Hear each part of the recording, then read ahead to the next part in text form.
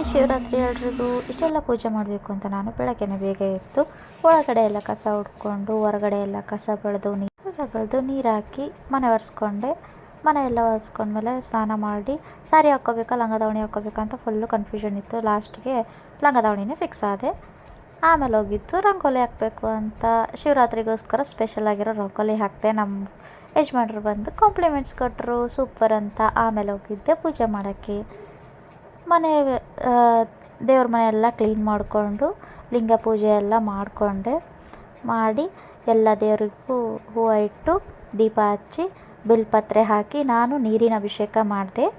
ಇವತ್ತು ಲಿಂಗ ಪೂಜೆಗೆ ನೀರು, ಮೊಸರು, ಹಾಲು, ಜೇನುತುಪ್ಪ ಏನಾದರೂ ಹಾಕಿ ಅಭಿಷೇಕ ಮಾಡಬೇಕು.